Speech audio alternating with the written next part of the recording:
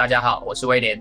之前的影片中，我们深度拆解了云豹装步战车家族的演进史，并且在片尾预告了正在研制中的105公里猎豹轮型战车。影片发布后，许多热心的观众在后台与我探讨讲 3.3 公尺的车高在战场上真的不是活靶子吗？台湾自主研发的主炮与射控到底达到了什么水准？今天这期影片，我们不重复发动机、悬吊等基础平台，而是作为之前的影片的后续补充版。我们来深度聊聊猎豹专案背后鲜为人知的军工博弈，以及那些被隐藏的国造科技。在我们正式解密技术细节之前，必须先厘清一个关键的战略问题，那就是我们为什么一定要发展轮型战炮车？提到这一点，就必须回到我们特殊的地理与防卫环境上来。台湾西部海岸线平原狭窄，且境内河川如浊水溪、曾文溪、大甲溪等纵横切割，将防守区域分割成多个独立的防护扇面。在军事学中，桥梁的载重限制常用军事载重等级来衡量。全台湾高达90%以上的公路桥梁，其极限承载能力大约只在30至40之间，也就是只能安全通过30至40吨左右的车辆。而一辆重达60吨以上，达到 MLC 70标准的现代主力战车，在跨越这些2、3线桥梁时，极易引发桥体结构性疲劳甚至崩塌。这意味着重装甲部队在西部平原调动时，其战术路线极易被河流障碍和受损桥梁彻底截断。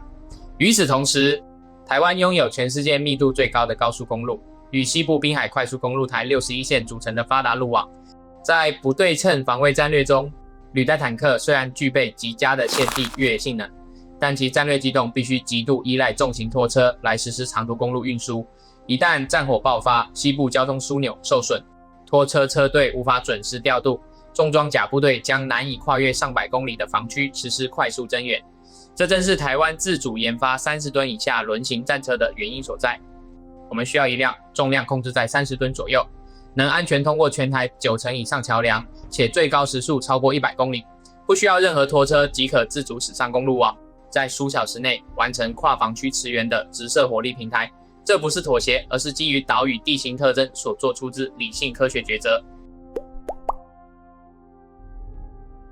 看过第二车型测试画面的朋友，一定会对它高达 3.3 公尺的身形印象深刻。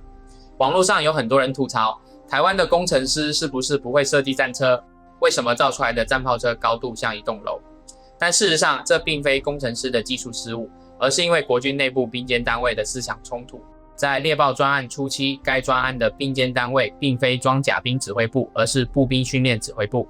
步兵学校的战术思维是将这型车辆定位为步兵支援战炮车。在当时的作战规范中，步兵学校提出了一个非常固执的要求：车身后方必须保留人员出入口，且要有空间搭载步兵班进出。在机械工程学中，这是一个相当矛盾的设计理念，因为105公里高膛压主炮的炮塔和后方的供弹系统已经占据了车体中后段极大的容积。如果在这种情况下还要在车体后半部留出通道与乘坐空间，给身备重装备的战步兵快速进出，工程师唯一能做的就是强行拉高整车的车顶高度，这才造成了第二样车 3.3 公尺的高脚机般的构型。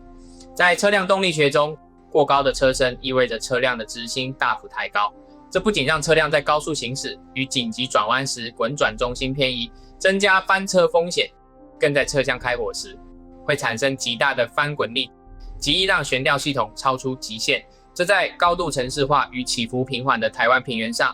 无异于给敌方反装甲飞弹树立了一个巨大的靶子。转机发生在后续的测评中，陆军重新评估了其不对称作战价值，将兵监单位由步兵移交给了装甲兵训练指挥部。装甲兵的思维回归了现代装甲战术。猎豹是一辆高机动的轮型战车，我们不需要载运战斗步兵。就这样，战场定位一变，车辆设计的桎梏瞬间解开。军备局在打造最新代第3样车时，果断取消了车尾的人员出入登陆板与步兵通道。车内空间除去战斗步兵舱后，车身与炮塔位置得以进行大刀阔斧的调整。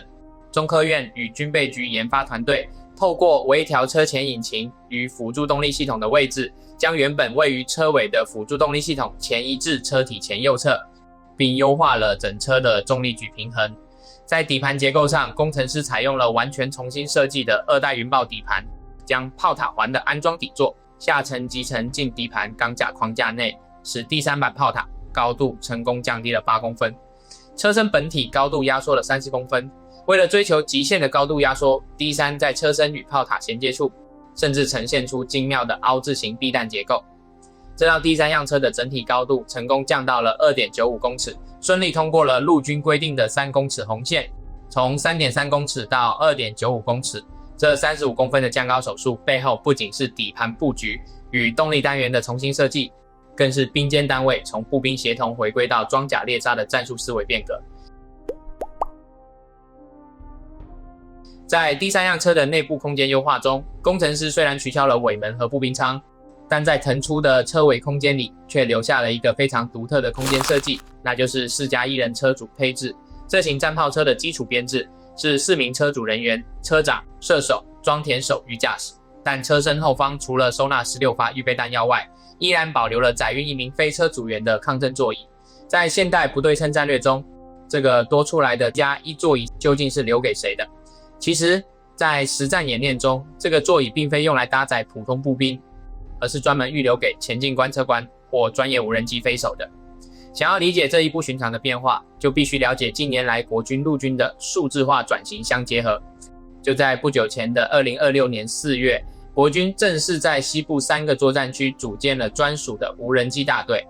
这些无人机大队装备了中科院研制的各型中小型侦察无人机，在战时负责实施超视距、全天候的滩头与滨海侦察。在过去，传统侦察部队发现敌情后，需要通过无线电逐级上报，再由指挥部转发给炮兵或装甲部队，整个链路耗时长，极易延误战机。而105战炮车的第3样车，其加1座以上的操作员可以随车携带一套数位化战术终端，直接与作战区的无人机情报网络进行链接。当无人机在西部海疆或滩头发现敌方2栖突击车时，会将精确的地理坐标，包括经纬度、高程以及移动速度，通过军用加密跳频数据链直达战车后方的加1终端。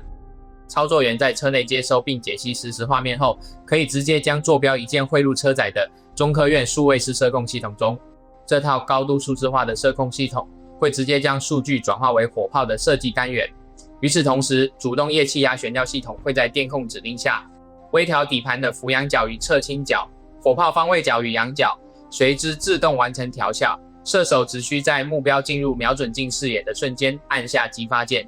这种4+1的不对称数字化协同，成功将感测器到射手的杀伤链缩短至数秒之内，使第3能够在敌军2栖突击车最脆弱的集结阶段，实施致命的超视距、高精准度点杀。这项软硬件高度集成的数字化协同能力，正是台湾近年来在微电子高速数据链整合上交出的一张令人满意的成绩单。在材料科技与成员防护上，之前有关云豹打造国之利刃的影片里，我们已经介绍了陶瓷复合装甲的防御能力，而第3样车在内部安全性上，更是引入了国际一流水平的抗讯爆隔层设计。在现代战场上，装甲车辆最致命的威胁之一是弹药舱被高温金属射流或穿甲弹击穿后，引发炮弹连锁反应的讯爆。弹药瞬间爆炸产生的超高压气体会直接冲破炮塔底座，将整个炮塔炸飞，造成车毁灭人亡的惨剧。第3样车在设计之初就将安全防护提升到了战车级别。工程师将主弹药架设置于车身中后部的独立隔舱内，采用了由高温高强度陶瓷纤维与特种装甲钢板组成的抗讯爆防护隔层。弹药隔舱内部装有高敏度温度与压力和感测器，一旦感测到舱内发生异常燃烧，会立即启动高速易爆系统，释放高效灭火剂。即使防护受损，弹药舱引发讯爆，高温高压冲击波也会被防护隔层强行阻断，并引导至车顶部的泄压防爆板向外释放，最大程度保护了战斗室内4名车主人员的生命安全。除了这层隐形的安全防盾，猎豹战炮车在数位科技上还与另一个攸关陆军装甲主力的性能提升计划共用着相同的国造射控机，这就是 M60A3 战车炮塔性能提升案。这2个看似截然不同的专案，其背后的数位射控与全电力炮控核心，全部由中科院的勇虎计划室研制。中科院勇虎计划是在研发猎豹战炮车的全数位化射控、炮控与观瞄系统时，与意大利防务巨头里奥纳多的美商子公司 DRS 展开了深度合作，并于去年9月的台北航天展上签署了合作备忘录。双方共同研发了适用于105公里口径的全数位化射控与第3代高解析热成像观瞄系统。这套数位系统的指向精度达惊人的 0.73 米位，具备高端的猎歼能力。中科院在完成猎豹专案的系统研发后，在原有技术基础上，调整了适用于 M60A3 战车的输出电力与动态平衡系统的参数，并重新设计了炮塔强化装甲，将这套先进的智慧化系统同步移植到了 M60A3 的性能提升原型车上。今年5月19日，这辆装上全新数位射控智慧化系统的 M60A3 战车，已在新丰地区顺利进行了动态与静态的实弹射击作战测评。这套完全由中科院模块化量产整合，并计划与美商 DRS 合作推向国际市场的升级套件，不仅极大提升了现役老旧坦克的打击力与防护力，更为台湾国防产业创造了可争取全球1000套订单的军品外销契机。这项研发成果展现了台湾在高端国防晶片以及全电力炮控算法与跨平台系统整合上的强大科技实力。我们在之前关于云豹的影片中提到了战炮车的高速公路机动性，但在本期影片中，我们还要从地质学、声学与力学的角度深度剖析国防部将首批生产的战炮车优先部署在外岛的战术生意。目前，金门、马祖、澎湖等外岛防区仍然编列着服役操办事迹，搭载76公里低压炮的旧型 M41D 轻型坦克。这型坦克因性能老化与零部件缺失，计划在2028年前全数汰除。外岛的防御战略与西部平原大相径庭，外岛没有大纵深的野战空间，其防御核心是花岗岩坑道掩体与掩体内的防御突袭。然而，在密闭狭窄的混凝土或坚硬花岗岩坑道中，如果使用普通高压火炮开火，主炮发射时产生的强大炮口冲击波与超压会撞击狭窄的坑道壁，并产生剧烈且反复的反射震波。在物理学中，受限空间内的冲击波能量无法迅速发散，会成倍增强。这股反射超压如果控制不当，轻则震碎掩体内官兵的耳膜，引发肺部冲击创伤；重则直接震坏车内敏感的微电子设备与高解析观瞄镜头。而105猎豹轮式战车具备的105公里战车炮，之所以被称为低后坐力炮，不仅是因为它将后坐力降低到20吨以下，更是因为它对炮口发射药气体实施了精密的反向、定向引流设计。它成功将激发时的冲击波与发射噪声引导至坑道掩体外部释放，有效控制了密闭空间内的震波反射，确保了在封闭掩体内开火时人机与结构的绝对安全。此外，外岛多为高盐雾、高湿度、多凝结水的海岛环境，精密的电子仪器极易受潮腐蚀。为此，第3样车采用了符合海军级防腐蚀标准的航空级密封接头与特种防蚀材料，确保其精密的勇虎射控系统在恶劣的坑道环境下依然能随时保持100%的作战妥善率。高精度的数位射控配合2000公尺贯穿500公里钢板的 TC113 无形穿甲弹，能让外岛驻军利用无数的地下工事化身为滩头前的优秀猎手，